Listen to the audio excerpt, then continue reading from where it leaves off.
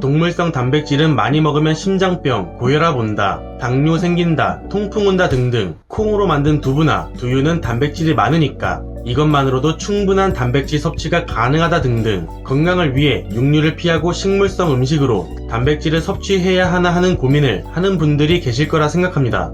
그리고 채식주의 식단을 하시는 분들 중엔 단순히 고기는 몸에 나빠 라는 부분보다 육류 생산 과정에서 이루어지는 동물 학대나 환경 오염의 문제 등 생태주의적 관점과 기후운동의 관점으로 채식을 하시는 분들도 계시다 들었습니다.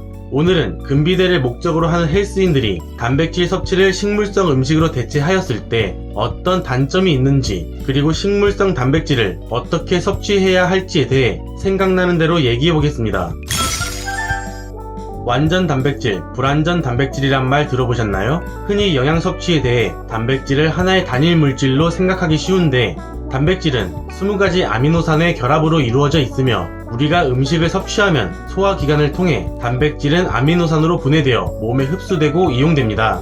그리고 이 아미노산은 꼭 음식으로 섭취를 해야 하는 필수 아미노산 9개, 몸에서 합성이 가능한 비필수 아미노산 11개, 총 20가지로 나뉘며 반드시 음식으로 섭취해야 하는 필수 아미노산 9개가 모두 포함된 단백질을 완전 단백질이라 부릅니다. 그 말은 불완전 단백질은 필수 아미노산 중 한 가지 이상이 없거나 매우 부족한 상태란 말이겠죠? 이게 근육을 만드는데 왜 중요한가? 우리가 근육을 만들기 위해서는 위 20가지 아미노산이 모두 재료로 필요하기 때문입니다. 비필수 아미노산이야 음식으로 충분히 섭취하는 게 더 좋겠지만 못 먹어도 몸에서 합성이 가능하니 어느 정도 퉁칠 수 있는데, 위에 말한 필수 아미노산 9가지는 반드시 음식으로 섭취해야 하기 때문에 9가지 중 단 한 가지 아미노산이라도 없거나 부족하면 우리는 근육을 합성할 수 없습니다. 간단하게 예를 들어볼게요. 근육 1을 만들기 위해서 A, B, C라는 필수 아미노산이 각각 한 개씩 필요하다 칩니다. A, B, C 필수 아미노산이 각 한 개씩 있으면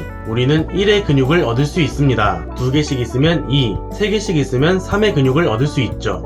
그럼 A랑 B는 10개가 있는데 C가 1개면 우리는 1의 근육만 합성할 수 있습니다. A랑 B가 100개가 있든 1000개가 있든 C가 0이면 근육은 늘지 않아요. 그리고 식물성 단백질은 제가 아는 한 대부분이 불완전 단백질입니다. 우리가 주식으로 먹는 쌀, 밀, 옥수수 등등의 곡물들은 라이신이 제한 아미노산이며 밭에서 나는 고기라는 별명을 가진 콩도 메티오닌이라는 필수 아미노산이 매우 적습니다. 그래서 두부 같은 콩으로 만든 식품들이 단백질이 풍부하다고 하여 주력 단백질 공급원으로 삼고 먹는다면 메티오닌의 부족으로 인해 원하는 만큼 충분한 근육 합성이 일어나지 않을 수도 있습니다. 한때 유행이었던 원푸드 다이어트가 영양의 불균형을 가져올 수 있다는 비판과 같은 맥락입니다. 만약 식물성 식품만을 통해 단백질을 섭취하려 한다면 육류 등 동물성 식품과 함께 음식을 섭취할 때보다 더 많은 칼로리를 섭취해야 해서 체중 조절이 더 힘들어지고 섭취량도 많아지는 만큼 비타민이나 무기질 등 영양소 또한 과도하게 섭취할 가능성이 존재합니다. 일반적으로 평범한 성인의 경우 하루 단백질 권장 섭취량은 체중 곱하기 0.6에서 0.7g 정도. 하지만 근육량 증가를 위해서는 당연히 더 많은 단백질 섭취가 요구되며 보통 체중 곱하기 1.2에서 1.7배의 단백질 섭취를 권장합니다. 1.7은 너무 많아요. 대충 무난하게 1.5배로 잡고, 제가 지금 체중이 약 75kg니까 112.5g의 단백질 섭취가 권장된다고 나옵니다. 그럼 제가 식품별로 112.5g 이상의 단백질을 섭취하기 위해서는 각각 얼마만큼의 양을 먹어야 하고 그에 따른 섭취 칼로리는 얼마나 될까요? 각 음식당 100g의 칼로리와 단백질은 미국 농무부 자료 기준으로 조사했습니다. 닭가슴살은 165칼로리에 단백질 31g, 부위마다 다르겠지만 소고기는 250칼로리에 26g, 쌀밥은 130칼로리에 2.7g, 빵은 265칼로리에 9g, 두부는 76칼로리에 8g. 이 자료를 가지고 112.5g 이상의 단백질을 섭취하기 위해 필요한 양은 닭가슴살은 약 370g에 610.5칼로리, 소고기 약 440g, 1100칼로리, 쌀밥 4.2kg에 5460칼로리, 빵 1.25kg에 3312.5칼로리, 두부 1.41kg에 1071.6칼로리 정도 나오네요. 쌀밥이랑 빵만으로 단백질을 섭취하려면 성인 남성 1일 대사량보다 많은 칼로리를 섭취해야 하고, 역시 밭에서 나는 고기, 콩으로 만들고 다이어트 식품으로 추천되는 두부는 밥이랑 빵보다는 상식적인 범위의 총 칼로리가 나옵니다만, 두부 한 모가 300g인데 1.4kg면 두부 4.7모, 가능은 하겠네요. 반면 닭가슴살과 소고기 같은 육류는 밥과 빵에 비해 훨씬 적은 칼로리를 보이고, 두부와 비교하면 3분의 1 이하의 양으로 필요한 단백질을 충족시킬 수 있는 걸로 나옵니다. 식물성 식품보다 육류가 훨씬 효율이 좋은 게 보이시나요? 위의 섭취량과 단백질은 제 기준으로 계산했는데, 제가 운동은 열심히 하고 근육량도 제법 있는 편이지만 애초에 단신이기 때문에 저게 스모 선수 같은 엄청난 거구나 보디빌더와 같은 일반인의 상식 범주를 벗어난 과도한 수치가 아닙니다. 체구가 저보다 크신 분들은 저거보다 양도 더 많이 드셔야 하고, 체지방도 늘면 안 되니까 섭취 칼로리도 모두 소모하면서 특정 지용성 비타민이나 무기질이 과다 섭취되지 않도록 조절도 하셔야 하는데, 감당 가능하실까요?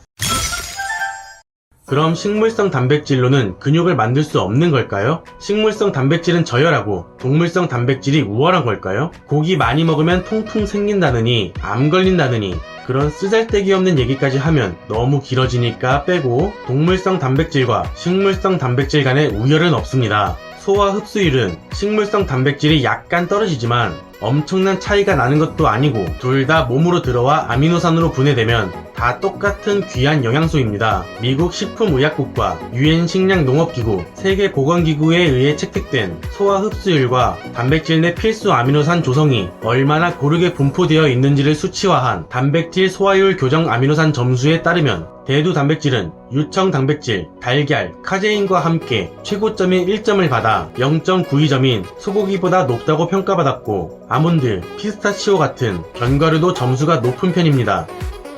아까는 우열 없이 소화되면 다 똑같다고 했으면서 그럼 점수가 낮은 식품들은 저열하다는 근거 아니냐고요?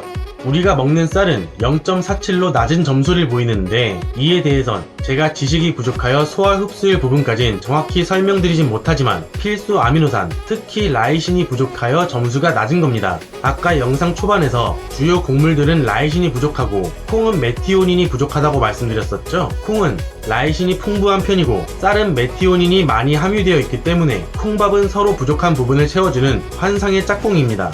이렇게 서로 부족한 부분이 채워지면 그냥 쌀밥일 때보다 PDCAA 점수는 더 높아집니다. 즉, 식물성 단백질이 근육을 키우는 데 불리한 불완전 단백질 부분은 부족한 아미노산을 보완할 수 있는 식품과 함께 섭취함으로써 해결할 수 있고, 현대에는 과거처럼 단일 작물, 즉 원푸드 위주가 아닌 다양하게 복합 곡물을 섭취하기 때문에 조금만 신경 쓰면 특정 아미노산의 결핍을 방지할 수 있습니다. 그래도 절대량 자체는 육류에 비해 적기 때문에 근육 성장을 위해서는 식물성, 동물성 둘 다 골고루 섭취해 주시는 걸 추천드리며, 단백질도 동물성 단독이나 식물성 단독으로 섭취할 때보다 섞어서 복합적으로 섭취해 주시면 소화 흡수 속도가 조절되어 혈중 아미노산 농도를 일정하게 유지하는 데 도움을 줌으로써 효율적인 근육 합성에 도움이 될 수 있다고 합니다. 그리고 초반에 말한 채식주의 분들은 식물성 단백질로만 섭취하길 희망하신다면, 앞서 말한 것처럼 채식으로 근성장을 위해 충분한 단백질을 고루 섭취하는 것은 난이도가 높기 때문에 콩 단백질로 만든 단백질 보충제를 보조로 섭취하시는 걸 추천드립니다.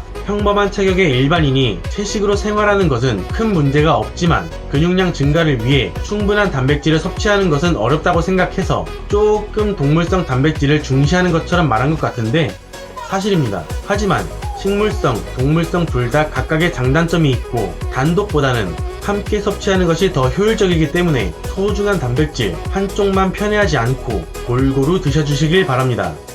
시청해주셔서 감사합니다.